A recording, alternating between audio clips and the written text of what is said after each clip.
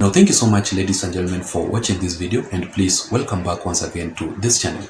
Just in case you are here for the first time, please support me by subscribing, and also you can press the notification bell so that YouTube can automatically update you by sending you the notifications immediately I post a video here. Otherwise, I really want to appreciate my returning subscribers so much, because without that support, this channel cannot be where it is currently. So feel very much welcome as you watch. And I really don't take your support for granted. You know, it's currently raining outside here in Nairobi, so I just want to try in as much as possible to be audible enough in this video so that you can get me very clearly. So yesterday, I heard Raila Odinga's daughter Winnie Odinga speaking, and I had to ask myself several questions. Why would Kenyan men refuse to approach or even marry Raila Odinga's daughter Winnie Odinga? So Winnie Odinga talked about something. Let me just show you on the screen and read for you. She is saying that, I am single for the first time in 9 years and I am loving it. They usually start slowly, saying that they are confident men. Then they start talking about politics. Then a little bit, Baba calls me and they get surprised. I have not found that confident Kenyan man. I'm still looking for a Kenyan especially. So from that statement alone, you can clearly tell that Winnie Odinga, first of all, has revealed about her previous relationship, about her past. She was in a relationship for 9 good years, but currently she is actually single, of which she is totally loving that life of being single. Secondly, ladies and gentlemen, from that statement, Winnie Odinga has exposed Kenyan men so badly on how they behave. First of all, they approach her, a Kenyan man approaches her, then claiming that he is very much confident. When Winnie Odinga gives that person a chance, the man talks about politics, basically politics, nothing else, nothing about love issues and the rest of things. And immediately when they are together, Baba calls, or Raila Odinga calls his daughter Winnie Odinga when they are still together, and that guy becomes so surprised and they no longer proceed with that relationship. So that is her relationship life on how it has been for the 9 good years. And currently she is actually single. And also, finally, what I'm getting from that statement, ladies and gentlemen, she is talking about her looking for a man. That man, ladies and gentlemen, must have 2 main characteristics. First of all, that man must be so much confident. She wants a confident guy. And secondly, ladies and gentlemen, that man must be a Kenyan. She is looking for a Kenyan especially. So in my considered opinion, the reasons as to why majority of Kenyan men are refusing to approach Winnie Odinga or even to marry her is because, first of all, Winnie Odinga's background. Remember that Winnie Odinga does not come from any ordinary family. She comes from a very powerful family and a very rich family. So that simply scares off Kenyan men. How would you start by approaching Winnie Odinga in the first place? How would you begin that conversation? Secondly, ladies and gentlemen, they have money. A Kenyan man, where will that money come from? Yes, Kenyan men have money. I'm not, criticizing them. They have that money.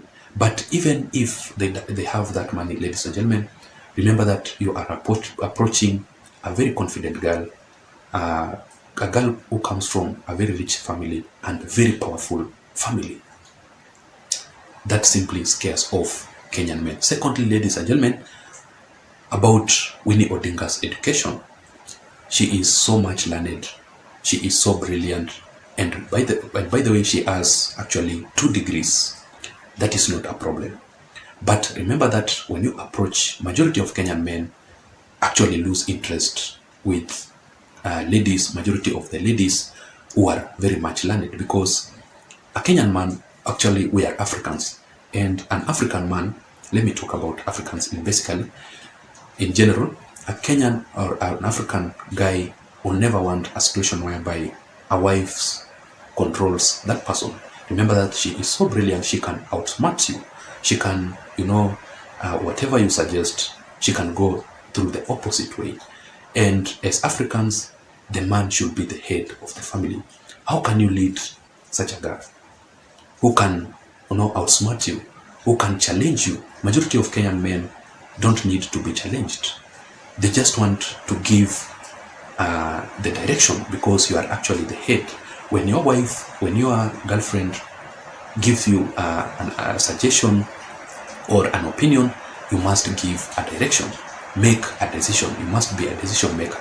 But with somebody like Winnie Odinga, you make a decision, she corrects you, and especially when she have the characteristics of her father, Raila Odinga, who is, so much, can I use the word stubborn or something else like that, who can challenge you. You cannot defeat somebody like Raila Odinga.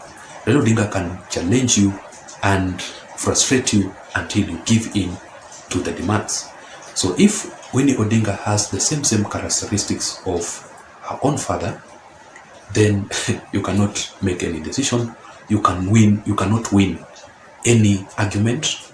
You cannot give any direction. And that is why majority of Kenyan men have been literally avoiding her, have been literally rejecting her. But I'm not saying that, I'm not really ruling out the possibility of a Kenyan man approaching her. I'm not really ruling out the possibility of a Kenyan man marrying her, just like the way she has always wanted. And by the way, she talked about her mother, Ida Odinga, who has always been pressuring her so much to get a man so that she can be married. Ladies and gentlemen, I hope that you can listen to me very clearly, because it's currently heavily raining outside here, but I just want to try in as much as possible so that to be audible enough in this video. And finally, ladies and gentlemen, Honorable Winnie Odinga, she is inaccessible. Where can you get her in the first place? Where can you find Winnie Odinga? Whenever she is out there, she is in Raila Odinga's campaigns. Without Raila Odinga's campaigns, then she is actually indoors, or she is actually in official duties or in her job in a higher position. So you cannot definitely get her so frequently. She is, somebody who is so much busy. So she is actually inaccessible, and you cannot reach to her, quickly. You must face several challenges before you reaching out to her. That was my analysis for today. What do you think about this issue? Why do you think Winnie Odinga had to talk about a relationship to the public?